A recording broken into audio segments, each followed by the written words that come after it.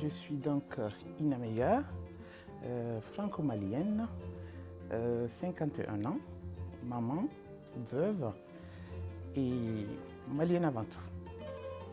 Je suis la patiente zéro du Mali concernant le cas Covid et je pense que je suis assez connue sur les réseaux sociaux à travers ce qui s'est passé.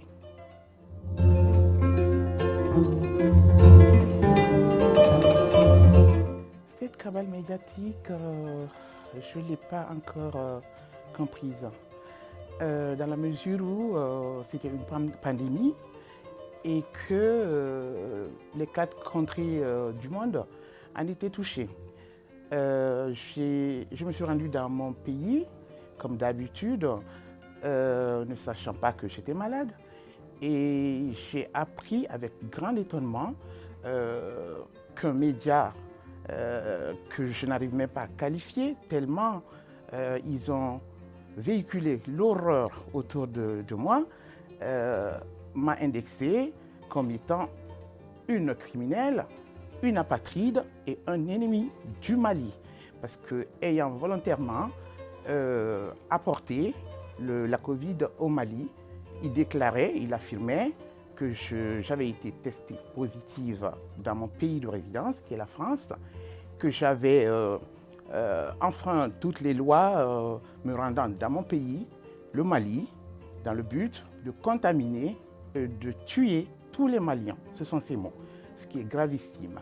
Donc, c'était quand même derrière un déchaînement, une vindicte populaire qui est arrivée à juste titre parce que la population a été mal informée.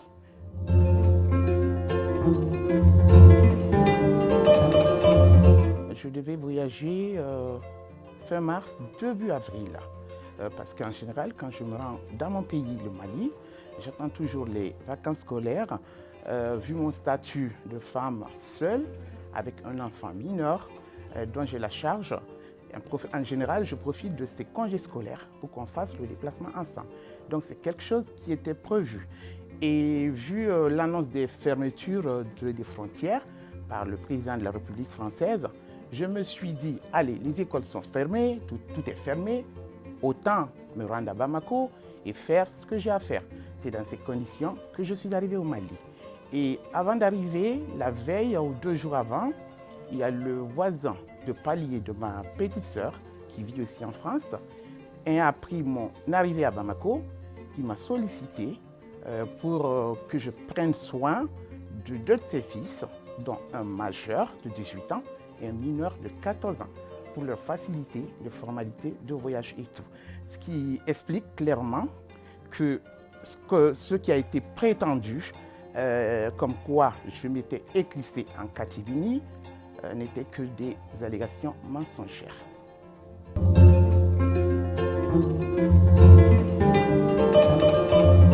Quatre à 5 jours après mon arrivée, j'ai senti une détresse respiratoire. Mais comme je suis asthmatique, je ne m'en suis pas inquiété outre. En même temps, à l'époque, les informations sur cette maladie nous tombaient dessus au quotidien. Au départ, on parlait de tout, de fièvre, de rhume, et je n'avais aucun de ces symptômes. Je suis asthmatique, connu et soigné pour l'asthme. Donc, le jour où j'ai découvert, le jour où je me suis quand même inquiété, c'était un samedi soir, je ne me souviens plus de la date, quand je regardais des télés internationales, que j'ai vu que la détresse respiratoire était venue se rajouter aux symptômes. Là, j'ai commencé à tiquer. Je dis, tiens, est-ce que ma maladie, c'est bien l'asthme ou le coronavirus? Parce que cet asthme, si c'est vraiment de l'asthme, est vraiment virulent. C'était virulent. Je cherchais de l'air. Je sortais dans ma cour. Je n'avais pas d'air. Je mettais le clim. Je n'avais pas d'air. Et finalement, je me suis dit, à partir de ce moment, j'ai appelé le professeur Toloba, Yacouba Toloba, qui est pneumologue, que j'avais vu dans un premier temps à mon arrivée, parce qu'il soigne justement l'asthme. Lui m'avait prescrit un protocole qui n'avait rien changé à mon état. Donc le dimanche, ne me sentant pas bien, je lui ai fait appel. J'ai dit, professeur, votre traitement ne m'a pas vraiment servi à quelque chose. Pourriez-vous me donner le numéro de la cellule Covid du Mali? Et c'est ce professeur aimable qui m'a donc donné ce numéro.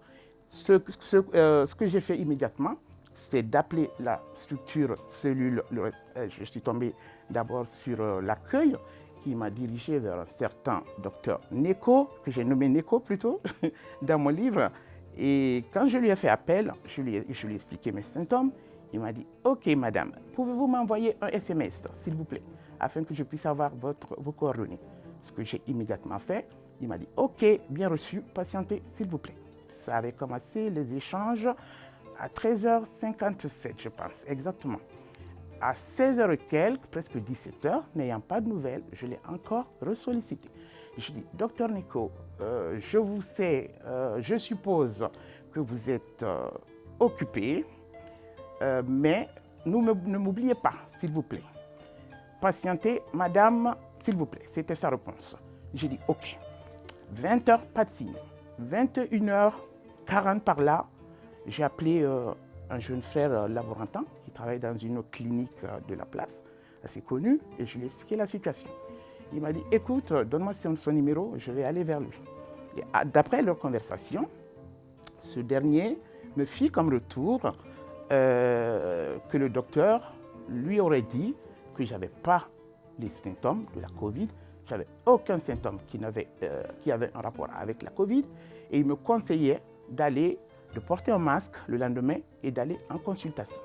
J'avoue que j'étais énervé parce que je n'ai pas compris comment un responsable de cette structure, supposant gérer cette pandémie, me fasse poireauter de 14h à 22h. Et donc, suite à ça, je lui ai envoyé un dernier SMS. Je lui ai dit, Monsieur Neko, sur quelle base vous affirmez que je n'ai pas les symptômes de la Covid-19, sachant que vous n'avez effectué aucun test au préalable? Les SMS sont là. De toute façon, moi, tout ce que je dis, c'est sur du factuel. Je n'invente pas. J'ai des preuves. Et si quelqu'un n'est pas d'accord avec mes preuves, que la personne me conteste, en ce moment, je les ferai sortir. Et les gens le verront. Et dès cet instant, ce monsieur ne m'a jamais répondu. J'étais tellement en colère que je me suis dit, c'est quand même grave. J'ai dit, ce monsieur, je devrais le dénoncer. Je monologuais dans ma tête.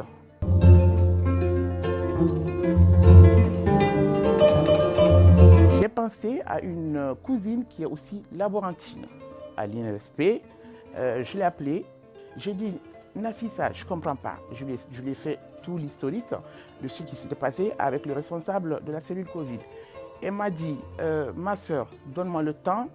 Je vais voir avec mon chef ce qu'on peut faire pour toi.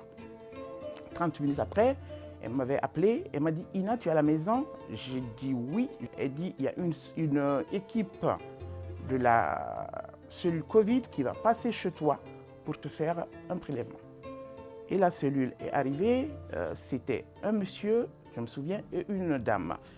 J'en ai profité pour appeler mon fils de 14 ans à l'époque, mon gardien d'une vingtaine d'années, celui qui me conduit quand je suis là, il était aussi là d'une trentaine d'années. J'ai dit, écoutez, puisque l'équipe est là, profitons-en tous pour faire le test. Comme ça, on sera rassuré. Ce qui fut fait. Le lendemain, à 8h, je vais sur les... Non, on m'a appelé. il y a un professeur qui m'a appelé. Il me dit, Madame Eiga, bonjour. J'ai dit oui, je suis Monsieur Tel. Bonjour monsieur, il y a une équipe qui va passer vous remettre vos résultats. Ok, il raccroche. Tout de suite dans ma tête, je me suis interrogé. Je lui ai apporté mes résultats, mais pourquoi il ne peut pas me l'annoncer? J'ai commencé à tiquer dans ma tête. Et aussitôt, je l'ai rappelé. Malgré mes rappels incessants, pas de signe. Et donc, je suis allé sur comment dirais-je, me renseigner, comme je le fais d'habitude sur les réseaux sociaux, pour me renseigner à propos des nouvelles du pays. Et la première page sur laquelle je tombe, c'est moi. Hier, 24 mars, a été testée, je ne m'en souviens pas intégralement du contenu, a été testée une femme de 49 ans, malienne, habitant à Tabakoro, positive. Voilà, j'ai appris mes résultats comme ça. Évidemment, j'étais dans un affolement, un désespoir inexprimable. Mon fils a assisté à cette inquiétude, à juste titre. Et je lui ai dit en fait, en m'adressant à lui, il était à mes côtés, on était dans le canapé. Je lui ai dit, Marcel, c'est de moi qu'on parle. Dans les journaux, on dit que je suis positive. Il me dit, mais maman, pourquoi tu dis ça? Il se lève affolé aussi. Pourquoi tu dis ça? Pourquoi? J'ai dit non, ça peut être que moi. Il parle d'une femme de 49 ans, c'est mon âge. Il déclare qu'elle habite Tabakoro, c'est mon lieu de résidence. Ils disent qu'elle est malienne, c'est mon statut. Je dis, ça ne peut être que de moi qu'il s'agit. Et l'enfant, dans la panique, parce qu'il a quand même perdu son père à 9 ans, qui est parti d'une courte maladie, qu'il a eu assez de mal à gérer, mais même au jour d'aujourd'hui, avec l'annonce de cette maladie et le nombre de victimes, de chaos que la Covid faisait partout dans le monde, la psychose autour, apprenant ça, ben, c'est normal, il me voyait partir aussi, comme son père. C'est comme ça que j'ai appris ma positivité, si vous voulez.